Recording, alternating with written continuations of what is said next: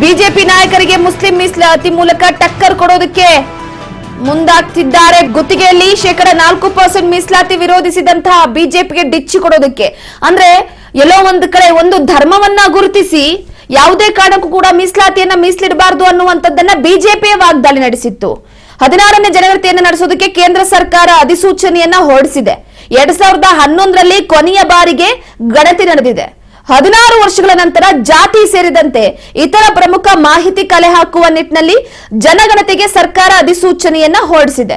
So ಹಾಗಾಗಿ ಜಮ್ಮು ಮತ್ತು ಕಾಶ್ಮೀರ, ಉತ್ತರಾಖಂಡದಂತಹ ಹಿಮ ಆವರಿಸಿರುವಂತಹ ಪ್ರದೇಶದಲ್ಲಿ 2026ರ ಅಕ್ಟೋಬರ್ 1ರಿಂದ ಮತ್ತು ದೇಶದ ಉಳಿದ ಭಾಗಗಳಲ್ಲಿ 2027ರ ಮಾರ್ಚ್ 1ರಿಂದ ಜನಗಣತಿಯನ್ನ ನಡೆಸೋದಕ್ಕೆ ಅಧಿಸೂಚನೆಯನ್ನ ಕೇಂದ್ರ ಸರ್ಕಾರ ಹೊರಡಿಸಿದೆ. ದೇಶದಾದ್ಯಂತ ಜನಸಂಖ್ಯಾ ಸಂಬಂಧಿತ ದತ್ತಾಂಶ ಕಲೆ ಹಾಕಬೇಕಾಗಿದೆ. ಬೃಹತ್ ಕಾರ್ಯವನ್ನ ಸುಮಾರು 34 ಲಕ್ಷ ಗಣತಿದಾರರು ಮತ್ತು ಮೇಲ್ವಿಚಾರಕರು, ಡಿಜಿಟಲ್ ಸಾಧಕರುಗಳೊಟ್ಟಿಗೆ ಸುಸಜ್ಜಿತವಾದಂತಹ ಸುಮಾರು 1.3 ಲಕ್ಷ ಜನಗಣತಿ ಕಾರ್ಯಕರ್ತರು ಮಾಡಲಿದ್ದಾರೆ. ಸೊ ಹೀಗಾಗಿ ಜನಗಣತಿ, ಜಾತಿ ಗಣತಿಯನ್ನ ಸಹ ಮಾಡಲಾಗುವುದು ಅಂತ ಸರ್ಕಾರ ತಿಳಿಸಿತು. ಅದಾದ ನಂತರವಾಗಿ ಈಗ ರಾಜ್ಯದಲ್ಲಿ ಸಿದ್ದರಾಮಯ್ಯನವರು ಅಲರ್ಟ್ ಆಗಿದ್ದಾರೆ. ಮುಸ್ಲಿಮರಿಗೆ ಮೀಸಲಾತಿ ಕೊಡುವಂತಹ ವಿಚಾರವಾಗಿ ವಿರೋಧಿಸಿ ಅಖಾಡಕ್ಕಿಳಿದು ವಾಗ್ದಾಳಿಯನ್ನು ನಡೆಸಿದ್ದು ಬಿಜೆಪಿ. ಈಗ ಇದೇ ವಿಚಾರವಾಗಿ ಮುಸ್ಲಿಮರಿಗೆ ಇಂತಿಷ್ಟು ಅಂತ ಕೇಂದ್ರ ಸರ್ಕಾರ ಬಿಡುಗಡೆ ಮಾಡಿರುವಂತಹ ವಿಚಾರವಾಗಿ ಕೂಡ ಡಿಚ್ಚಿ ಕೊಡೋದಕ್ಕೆ ಮುಂದಾಗಿದ್ದಾರೆ. ಇದೇ ವಿಚಾರವಾಗಿ ಕೂಡ ಎಚ್ ಕೆ ಪಾಟೀಲ್ ಅವರು ಮಾತನಾಡಿದ್ರು. ಏನ್ ಹೇಳಿದ್ದಾರೆ ಕೇಳೋಣ ಬನ್ನಿ. ವಸತಿ ಹಿಂದುವ ಸಂಖ್ಯೆ ಎಲ್ಲೇ ಜಾಸ್ತಿ ಇರ್ತದೆ ಅಲ್ಲೆಲ್ಲ ಜಾಸ್ತಿ ಮಾಡ್ಕೊಂತ ಹೋಗ್ಬೇಕು.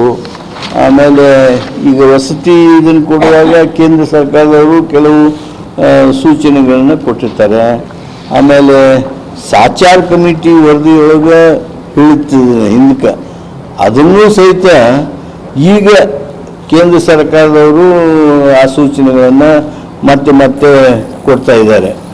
ಆ ಎಲ್ಲ ಸೂಚನೆಗಳನ್ನು ಗಮನದಲ್ಲಿ ಇರಿಸಿಕೊಂಡೇ ಸಾಮಾಜಿಕ ನ್ಯಾಯವನ್ನು ಗಮನದಲ್ಲಿ ಇರಿಸಿಕೊಂಡೆ ಈ ನಿರ್ಣಯವನ್ನು ತೆಗೆದುಕೊಂಡಿದ್ದೇವೆ. ಅಗತ್ಯ ಇಲ್ಲ, ನಿಯಮಾವಳಿಗಳನ್ನು ಅಥವಾ ಕಾನೂನನ್ನು ಮಾಡಬೇಕಾಗಿರ್ತಕ್ಕಂಥ ಅಗತ್ಯ ಇಲ್ಲ.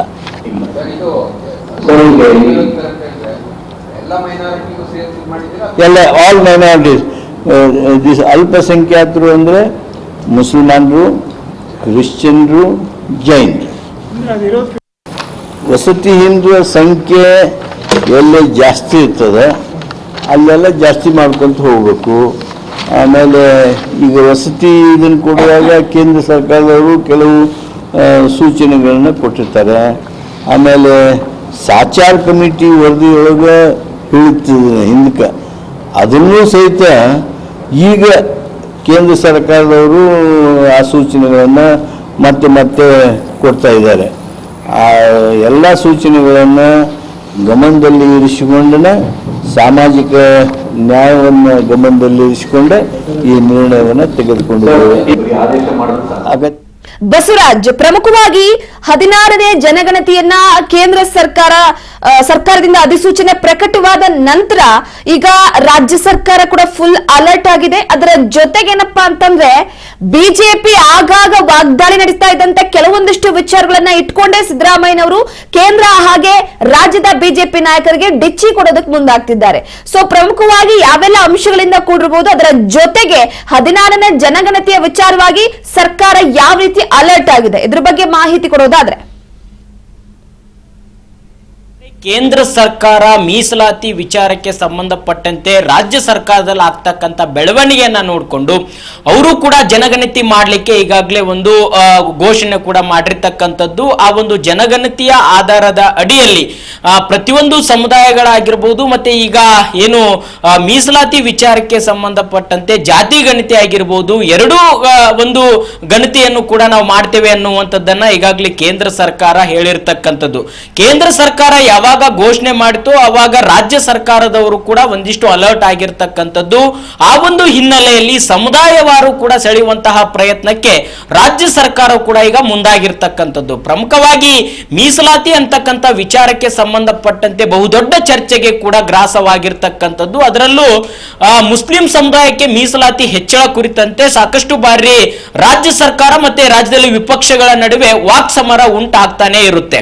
ಈ ಒಂದು ಹಿನ್ನೆಲೆಯಲ್ಲಿ ಈಗ ಕೇಂದ್ರ ಸರ್ಕಾರ ತಾವೇ ಸ್ವತಃ ಒಂದ್ ಕಡೆ ಜಾತಿ ಗಣತಿಯನ್ನು ಕೂಡ ನಾವೇ ಮಾಡ್ತೇವೆ ಮತ್ತು ಜನಗಣತಿಯನ್ನು ಕೂಡ ಮಾಡ್ತೇವೆ ಅನ್ನುವಂಥದ್ದನ್ನ ಘೋಷಣೆ ಮಾಡಿದಂತ ಸಂದರ್ಭದಲ್ಲಿ ಈಗ ರಾಜ್ಯ ಸರ್ಕಾರ ಕೇಂದ್ರ ಸರ್ಕಾರಕ್ಕೆ ಟಕ್ಕರ್ ಕೊಡಬೇಕು ಅನ್ನುವಂತಹ ನಿಟ್ಟಿನಲ್ಲಿ ಸಾಕಷ್ಟು ಶತಾಯಗತಾಯ ಪ್ರಯತ್ನವನ್ನು ಕೂಡ ಮಾಡ್ತಾ ಇದ್ದಾರೆ.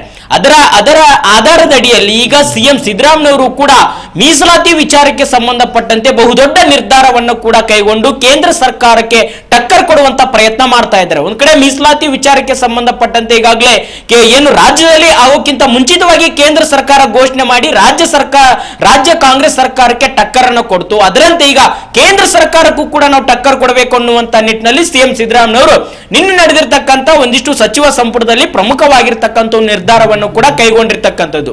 ಆ ಒಂದು ನಿರ್ಧಾರದ ಬೆನ್ನಲ್ಲೇ ಬಿಜೆಪಿ ನಾಯಕರು ಆಕ್ರೋಶವನ್ನು ಕೂಡ ವ್ಯಕ್ತಪಡಿಸ್ತಾ ಇದ್ದಾರೆ. ಯಾಕಂತಂದ್ರೆ ಆಶ್ರಯ ಯೋಜನೆ ಅಡಿಯಲ್ಲಿ ಮುಸ್ಲಿಂ ಸಮುದಾಯಕ್ಕೆ ಒಂದು ಮೀಸಲಾತಿ ಕೊಡುವಂತಹ ಪ್ರಯತ್ನವನ್ನು ಕೂಡ ಕೇಂದ್ರ ಸರ್ಕಾರ ಈ ಹಿಂದೆ ಕೂಡ ಮಾಡಿತ್ತು. 10 ರಿಂದ 15 ಅವರಿಗೆ ಸಿಗ್ತಾ ಇತ್ತು ಒಂದು ಮೀಸಲಾತಿ. ಅದೇ ಮಾದರಿಯಲ್ಲಿಯೂ ಕೂಡ ಕೇಂದ್ರ ಸರ್ಕಾರದ ಮಾದರಿಯಲ್ಲಿಯೂ ಕೂಡ ರಾಜ್ಯ ಸರ್ಕಾರವು ಕೂಡ 10 ಇರ್ತಕ್ಕಂಥ ಮೀಸಲಾತಿ ಪ್ರಮಾಣವನ್ನ ಈಗ 15ಕ್ಕೆ ಏರಿಕೆ ಮಾಡಿ ನಿನ್ನೆ ಸಚಿವ ಸಂಪುಟದಲ್ಲಿ ಅನುಮೋದನೆಯನ್ನು ಕೂಡ ನಿರ್ಣಯವನ್ನು ಕೂಡ ಕೊಟ್ಟಿರ್ತಕ್ಕಂಥದ್ದು. ಹಾಗಾಗಿ ಈ ಒಂದು ಕೇಂದ್ರ ಸರ್ಕಾರ ಮಾಡಿದ ಮಾದರಿಯಲ್ಲಿ ಕೂಡ ನಾವು ಮಾಡಿರ್ತಕ್ಕಂಥದ್ದು ಅನ್ನುವಂಥ ವಾದವನ್ನ ಮತ್ತೆ ಅದರಲ್ಲಿ ಅಲ್ಪಸಂಖ್ಯಾತರಿಗೆ ಅನ್ನುವಂಥ ಅದರಲ್ಲಿ ಕ್ರಿಶ್ಚಿಯನ್ರು ಬರ್ತಾರೆ, ಜೈನರು ಬರ್ತಾರೆ, ಅವರೆಲ್ಲರೂ ಕೂಡ ಸೇರ್ಕೊಂಡೇ ನಾವು ಈ ಮೀಸಲಾತಿಯನ್ನು ಕೊಟ್ಟಿದ್ದೇವೆ ಅನ್ನುವಂಥ ಮಾತನ್ನ ರಾಜ್ಯ ಸರ್ಕಾರ ತನ್ನ ವಾದವನ್ನ ಮುನ್ನೆಲೆಗೆ ತಂದಿರ್ತಕ್ಕಂಥದ್ದು. ಆದ್ರೆ ಇಲ್ಲಿ ವಿಪಕ್ಷ ಆಗಿರ್ತಕ್ಕಂಥ ಬಿಜೆಪಿ ಆಗಿರ್ಬೋದು, ಜೆಡಿಎಸ್ ನಾಯಕರಾಗಿರ್ಬೋದು, ಇದು ಧರ್ಮಾಧಾರಿತವಾಗಿರ್ತಕ್ಕಂಥ ಒಂದು ಮೀಸಲಾತಿಯನ್ನ ಕೊಡೋದಕ್ಕೆ ಈಗ ಮುಂದಾಗ್ತಾ ಇದೆ ರಾಜ್ಯ ಸರ್ಕಾರ. ಈ ಹಿಂದೆ ಕೂಡ ಗುತ್ತಿಗೆಯಲ್ಲಿ ಕೂಡ 4% ಮೀಸಲಾತಿ ಕೊಟ್ಟಂತ ಸಂದರ್ಭದಲ್ಲಿ ಕೂಡ ಇದು ಕೂಡ ಧರ್ಮಾಧಾರಿತವಾಗಿರ್ತಕ್ಕಂಥ ಮಾಡಿ ಇದನ್ನ ಒಂದ್ ಕಡೆ ಚುನಾವಣೆಗೋಸ್ಕರ ರಾಜಕೀಯವಾಗಿರ್ತಕ್ಕಂಥಗೋಸ್ಕರ ಮೀಸಲಾತಿಯನ್ನು ಕಲ್ಪಿಸುವಂತ ಪ್ರಯತ್ನ ಮಾಡ್ತಾ ಇದ್ದಾರೆ. ಧರ್ಮಗಳ ನಡುವೆ ಒಂದಿಷ್ಟು ಕಂದಕಗಳನ್ನ ಸೃಷ್ಟಿ ಮಾಡುವಂತಹ ಪ್ರಯತ್ನಕ್ಕೆ ರಾಜ್ಯ ಸರ್ಕಾರ ಮುಂದಾಗ್ತಾ ಇದೆ ಅನ್ನುವಂತ ಮಾತನ್ನು ಕೂಡ ಬಿಜೆಪಿ ನಾಯಕರು ಆರೋಪವನ್ನ ಮಾಡಿದ್ರು. ಅದರಂತೆ ಇದೀಗ ನಿನ್ನೆ ತೆಗೆದುಕೊಂಡಿರ್ತಕ್ಕಂಥ ರಾಜ್ಯ ಸರ್ಕಾರ ಒಂದು ಕೇಂದ್ರ ತೆಗೆದುಕೊಂಡಿರ್ತಕ್ಕಂಥ ಜಾತಿ ಗಣತಿ ಮತ್ತೆ ಜನಗಣತಿ ಈ ಒಂದು ವಿಚಾರಕ್ಕೆ ಸಂಬಂಧಪಟ್ಟಂತೆ ಟಾರ್ಗೆಟ್ ಅನ್ನ ಇಟ್ಕೊಂಡು ರಾಜ್ಯದಲ್ಲಿ ಕೂಡ ಸಮುದಾಯವಾರು ಸೆಳೆಯುವಂತ ಪ್ರಯತ್ನಕ್ಕೆ ರಾಜ್ಯ ಸರ್ಕಾರ ಮುಂದಾಗಿರ್ತಕ್ಕಂಥದ್ದು. ಇದು ವಿಪಕ್ಷದ ಕೆಂಗನಿಗೆ ಗುರಿಯಾಗಿರ್ತಕ್ಕಂಥದ್ದು. ರೂಪ ಎಸ್, ಪ್ರಮುಖವಾಗಿ ನೋಡಿ, ಒಂದು ಕಡೆ ಪ್ರತಿ ಬಾರಿ ಕೂಡ ಕಾಂಗ್ರೆಸ್ ಸರ್ಕಾರದ ಕೆಲವೊಂದಿಷ್ಟು ನಿರ್ಧಾರವನ್ನ ಬಿಜೆಪಿ ನಾಯಕರು ಪ್ರಶ್ನೆ ಮಾಡೇ ಮಾಡ್ತಾರೆ. ಆದ್ರೆ ಕೇಂದ್ರದಿಂದ ಬರುವಂತಹ ಕೆಲವೊಂದಿಷ್ಟು ವಿಚಾರಕ್ಕೆ ಸಂಬಂಧಪಟ್ಟಂತೆ ಅದು ರಾಜ್ಯ ಸರ್ಕಾರದ ರಿಲೇಟೆಡ್ ಇರುತ್ತೆ. ಸೊ ಎಲ್ಲ ಒಂದು ಕಡೆ ಬಿಜೆಪಿ ನಾಯಕರು ಕೆಲವೊಂದಿಷ್ಟು ವಿಚಾರದಲ್ಲಿ ಇಕ್ಕಟ್ಟಿನಲ್ಲೂ ಕೂಡ ಸಿಲುಕು ಹಾಕೊಳ್ತಾರೆ. ಎಕ್ಸಾಂಪಲ್ ಕೊಡಬೇಕು ಅಂದ್ರೆ ಜಾತಿ ಗಣತಿ ವಿಚಾರ, ಮೀಸಲಾತಿ ವಿಚಾರ, ಇದೆಲ್ಲವೂ ಕೂಡ ಈಗ ಜನಗಣತಿ ಜೊತೆಗೆ ಜಾತಿ ಗಣತಿ ಮಾಡಬೇಕು ಅನ್ನುವಂತ ವಿಚಾರವನ್ನ ಕೇಂದ್ರ ಸರ್ಕಾರ ಮುಂದಿಟ್ಟಿದೆ. ಈ ಜಾತಿ ಗಣತಿ ವಿಚಾರವಾಗಿ ರಾಜ್ಯ ಸರ್ಕಾರದಲ್ಲೂ ಕೂಡ ಕೆಲವೊಂದಿಷ್ಟು ವಿಚಾರಗಳು, ಊಹಾಪೋಹಗಳು ಬರ್ತಿತ್ತು. ಸೊ ಎಲ್ಲೋ ಒಂದು ಕಡೆ ಬಸವರಾಜ್ ಪ್ರಮುಖವಾಗಿ ಗಮನಿಸೋದೇನಪ್ಪಾ ಅಂತಂದ್ರೆ ಈಗಾಗಲೇ ಒಂದು ಮೀಸಲಾತಿ ವಿಚಾರಕ್ಕೆ ಸಂಬಂಧಪಟ್ಟಂತೆ ಎಲ್ಲೋ ಒಂದು ಕಡೆ ಕೆಲವೊಂದಿಷ್ಟು ನಾಯಕರ ಕೆಂಗಣ್ಣಿಗೆ ಗುರಿಯಾಗಬಹುದು ಅನ್ನುವಂಥದ್ದು ಕಾಣಿಸ್ತಾ ಇದೆ. ಖಂಡಿತ ರೂಪ. ಒಂದ್ ಕಡೆ ರಾಜ್ಯದಲ್ಲಿ ಜಾತಿ ಗಣತಿ ವಿಚಾರಕ್ಕೆ ಸಂಬಂಧಪಟ್ಟಂತೆ ವಿಪಕ್ಷದವರು ಸಾಕಷ್ಟು ಆರೋಪಗಳನ್ನ ಮಾಡ್ತಾ ಇದ್ರು. ಈ ಜಾತಿ ಗಣತಿ ಅಂತಕ್ಕಂಥದ್ದು ಸರಿಯಾಗಿ ಆಗಿಲ್ಲ. ಈಗ ಸಮೀಕ್ಷೆಯನ್ನ ಮಾಡ್ಲಿಕ್ಕೆ ಕೂಡ ಒಂದ್ ಕಡೆ ಹಿಂದೆ ಆಗಿರ್ತಕ್ಕಂಥ ಆಯೋಗವನ್ನು ರಚನೆ ಮಾಡಿದ್ರು, ಅವರು ಸರಿಯಾಗಿರ್ತಕ್ಕಂಥ ವೈಜ್ಞಾನಿಕವಾಗಿ ಮಾಡಿಲ್ಲ. ಹಾಗಾಗಿ ಇದನ್ನ ಮತ್ತೆ ಬೇರೆ ಒಂದು ಆಯೋಗನ ರಚನೆ ಮಾಡಬೇಕು, ಮರು ಸರ್ವೆ ಆಗ್ಬೇಕು ಅನ್ನುವಂಥದ್ದು ಒಂದ್ ಕಡೆ ವಾದ. ಆದ್ರೆ ಇನ್ನೊಂದು ಕಡೆ ಬಿಜೆಪಿ ನಾಯಕರು ವಾದ ಎಲ್ಲೊಂದ್ ಕಡೆ ಇದು ರಾಜಕಾರಣಕ್ಕೋಸ್ಕರ ಈ ರೀತಿಯಾಗಿರ್ತಕ್ಕಂಥ ಅಂದ್ರೆ ಸಮುದಾಯಗಳ ನಡುವೆ ಒಂದು ಒಡಕು ತರುವಂತಹ ನಿಟ್ಟಿನಲ್ಲಿ ರಾಜ್ಯ ಸರ್ಕಾರ ಮುಂದಾಗ್ತದೆ. ಈಗಷ್ಟೇ ಅಲ್ಲ, ಈ ಹಿಂದೆ ಕೂಡ ಸಿಎಂ ಸಿದ್ದರಾಮಯ್ಯವರು ಕೂಡ ಅವರು ಹಿಂದೆ ಸಿಎಂ ಆಗಿರ್ತಕ್ಕಂಥ ಸಂದರ್ಭದಲ್ಲಿ ವೀರಶೈವ ಲಿಂಗಾಯತ ಈ ಒಂದು ಸಮುದಾಯಗಳ ನಡುವೆಯೂ ಕೂಡ ಒಂದಿಷ್ಟು ಒಡಕನ್ನ ಮೂಡಿಸುವಂತಹ ಪ್ರಯತ್ನ ಮಾಡಿ ಕೈಯನ್ನ ಸುಟ್ಕೊಂಡಿರ್ತಕ್ಕಂಥದ್ದು. ಅದೇ ರೀತಿಯಾಗಿ ಈ ಪ್ರಯತ್ನವನ್ನು ಕೂಡ ಮಾಡ್ಲಿಕ್ಕೆ ಹೊರಟಿದ್ದಾರೆ ಅನ್ನುವಂತ ಆರೋಪವನ್ನ ಮುಂದಿಟ್ಟಿದ್ರು. ಯಾವಾಗ ಕೇಂದ್ರ ಸರ್ಕಾರ ಈ ಒಂದು ತಾವೇ ಸ್ವತಃ ನಾವು ಕೂಡ ಜಾತಿ ಗಣತಿ ಮಾಡ್ತೀವಿ ಮತ್ತೆ ಜನಗಣತಿ ಕೂಡ ಮಾಡ್ತೀವಿ ಅನ್ನುವಂಥದ್ದನ್ನ ಘೋಷಣೆಯನ್ನೇನ್ ಮಾಡ್ತಾರೆ, ಅವಾಗ ರಾಜ್ಯ ಬಿಜೆಪಿ ನಾಯಕರೇ ಕೆಲವೊಂದಿಷ್ಟು ಮಾತನಾಡ್ಲಿಕ್ಕೂ ಕೂಡ ಆಗ್ಲಾರ್ದಂತ ಪರಿಸ್ಥಿತಿ, ಅಂದ್ರೆ ನೀವು ಹೇಳಿದಂತೆ ಅವರು ಕೂಡ ಒಂದಿಷ್ಟು ಮುಜುಗರಕ್ಕೆ ಎಡೆ ಮಾಡಿಕೊಟ್ಟಂತೆ ಆ ಒಂದು ವಿಚಾರಕ್ಕೆ ಸಂಬಂಧಪಟ್ಟಂತೆ ತಟಸ್ಥ ನೀತಿಯನ್ನ ಅನುಸರಿಸುವಂತಹ ಪ್ರಯತ್ನಕ್ಕೆ ಆಗುವಂತ ಸಂದರ್ಭ ಕೂಡ ರಾಜ್ಯ ಬಿಜೆಪಿ ನಾಯಕರಿಗೆ ಬಂತು. ಯಾಕಂತಂದ್ರೆ ತಮ್ಮ ಕೇಂದ್ರ ಸರ್ಕಾರವೇ ಈ ರೀತಿ ನಿರ್ಧಾರ ತೆಗೆದುಕೊಂಡಂತ ಸಂದರ್ಭದಲ್ಲಿ ರಾಜ್ಯ ಸರ್ಕಾರ ತೆಗೆದುಕೊಂಡಿರ್ತಕ್ಕಂಥದ್ದಕ್ಕೆ ಟೀಕೆ ಮಾಡ್ಲಿಕ್ಕೆ ಅವರಿಗೆ ಆಸ್ಪದ ಕೂಡ ಇರಲಾರ್ದಂತ ಪರಿಸ್ಥಿತಿ ಕೂಡ ನಿರ್ಮಾಣ ಆಯಿತು. ಹಾಗಾಗಿ ಕೇಂದ್ರ ಸರ್ಕಾರ ತೆಗೆದುಕೊಂಡಿರ್ತಕ್ಕಂಥ ನಿರ್ಧಾರಗಳ ಹಿನ್ನೆಲೆ ತೆಗೆದುಕೊಂಡೆ ರಾಜ್ಯ ಸರ್ಕಾರ ತೆಗೆದುಕೊಂಡಂತ ಸಂದರ್ಭದಲ್ಲಿ ಅದನ್ನ ರಾಜ್ಯ ಬಿಜೆಪಿ ನಾಯಕರು ವಿರೋಧ ಪಕ್ಷದಲ್ಲಿದ್ದೇವೆ ಅದನ್ನ ವಿರೋಧ ಮಾಡಬೇಕು ಅನ್ನುವಂತಹ ಒಂದು ನಿರ್ಧಾರಕ್ಕೆ ಮಾತ್ರ ಅವರು ವಿರೋಧ ಮಾಡಬಹುದು ಹೊರತಾಗಿ ಅದರಲ್ಲಿ ಯಾವುದೇ ರೀತಿ ತಾತ್ಪರ್ಯ ಇರೋದಿಲ್ಲ ಅನ್ನುವಂಥದ್ದು ಕೂಡ ಬಹು ಸ್ಪಷ್ಟವಾಗಿ ಅಲ್ಲಿ ಅವರ ನಡೆ ನೋಡಿದ್ರೆ ಗೊತ್ತಾಗ್ತಾ ಇದೆ. ಹಾಗಾಗಿ ಕೇಂದ್ರ ಸರ್ಕಾರ ತೆಗೆದುಕೊಂಡಿರ್ತಕ್ಕಂಥ ನಿರ್ಧಾರಗಳ ಅನುಸಾರವಾಗಿ ರಾಜ್ಯ ಸರ್ಕಾರ ತೆಗೆದುಕೊಂಡಂತ ಸಂದರ್ಭದಲ್ಲಿ ಅದರಲ್ಲಿ ಇರ್ತಕ್ಕಂಥ ಲೋಪದೋಷಗಳೇನು ಅನ್ನುವಂಥದ್ದನ್ನು ಎತ್ತಿ ಇಡುವಲ್ಲಿ ರಾಜ್ಯ ವಿರೋಧ ಪಕ್ಷಗಳು ಎಲ್ಲೋ ಒಂದು ಕಡೆ ರಾಜ್ಯದಲ್ಲಿ ಅದು ಹಿನ್ನಡೆ ಆಗ್ತಾ ಇದಾವೆ ಅನ್ನುವಂಥದ್ದು ಕೂಡ ಇತ್ತೀಚೆಗೆ ಕೆಲವೊಂದಿಷ್ಟು ಒಂದು ಸ್ಥಿತಿಗತಿನ ನೋಡ್ತಾ ಹೋದ್ರೆ ಗೊತ್ತಾಗ್ತಾ ಇದೆ. ಹಾಗಾಗಿ ಕೇಂದ್ರ ಸರ್ಕಾರ ತೆಗೆದುಕೊಂಡಿರ್ತ ನಿರ್ಧಾರಗಳಿಗೆ ರಾಜ್ಯದಲ್ಲಿರ್ತಕ್ಕಂಥ ವಿಪಕ್ಷಗಳು ಕೂಡ ಸಾಥ್ ಕೊಡ್ತಾ ಇದ್ದಾವೆ. ಆದ್ರೆ ರಾಜ್ಯ ಸರ್ಕಾರ ಕೇಂದ್ರ ಸರ್ಕಾರ ಏನೆಲ್ಲ ಒಂದು ನಿರ್ಧಾರಗಳು ತೆಗೆದುಕೊಳ್ಳುತ್ತೋ ಅದಕ್ಕೆ ಟಾರ್ಗೆಟ್ ಅನ್ನ ಮಾಡಿ ಅದಕ್ಕೆ ಒಂದು ಟಕ್ಕರ್ ಕೊಡುವಂತ ಪ್ರಯತ್ನ, ಅಂದ್ರೆ ಬಿಜೆಪಿ ನಾಯಕರು ಏನ್ ತೆಗೆದುಕೊಂಡಿದ್ದ ನಿರ್ಧಾರಗಳಿಗೂ ಕೂಡ ರಾಜ್ಯ ಕಾಂಗ್ರೆಸ್ ನಾಯಕರು ಕೂಡ ಅದಕ್ಕೆ ತಿರುಗೇಟನ್ನು ಕೊಡುವಂತ ಪ್ರಯತ್ನವನ್ನ ಈ ಮೀಸಲಾತಿ ವಿಚಾರ ಆಗಿರಬಹುದು, ಮತ್ತೆ ಸಮುದಾಯಗಳಿಗೆ ಒಂದು ಗುತ್ತಿಗೆ ಆಧಾರದ ಅಡಿಯಲ್ಲಿ ಆಗಿರ್ಬೋದು, ಈಗ ವಸತಿ ಯೋಜನೆಗಳಲ್ಲಿ ಕೂಡ 15% ಏರಿಕೆ ಮಾಡೋದಾಗಿರ್ಬೋದು, ಈ ರೀತಿಯಾಗಿರ್ತಕ್ಕಂಥ ಕೆಲವಷ್ಟು ನಿರ್ಧಾರಗಳನ್ನು ತೆಗೆದುಕೊಂಡು ಕೇಂದ್ರ ಸರ್ಕಾರಕ್ಕೆ ಟಕ್ಕರ್ ಕೊಡುವಂತ ಪ್ರಯತ್ನಕ್ಕೆ ರಾಜ್ಯ ಕಾಂಗ್ರೆಸ್ ಸರ್ಕಾರ ಮುಂದಾಗಿರ್ತಕ್ಕಂಥದ್ದು. ರೂಪ, ಥ್ಯಾಂಕ್ ಯು ನಿಮ್ಮೆಲ್ಲ ಮಾಹಿತಿಗಾಗಿ ಬಸವರಾಜ್. ಪ್ರಮುಖವಾಗಿ ನೋಡಿ, ಈಗಾಗಲೇ ಕೇಂದ್ರ ಸರ್ಕಾರದಿಂದ 16ನೇ ಜನಗಣತಿಯ ವಿಚಾರಕ್ಕೆ ಸಂಬಂಧಪಟ್ಟಂತೆ ಗೆಜೆಟ್ ನಲ್ಲಿ ಅನುಮೋದನೆ ಮಾಡಿದ್ದಾಯ್ತು. 2026ಕ್ಕೆ ಮೊದಲ ಹಂತದ, 2027ಕ್ಕೆ ಎರಡನೇ ಹಂತದ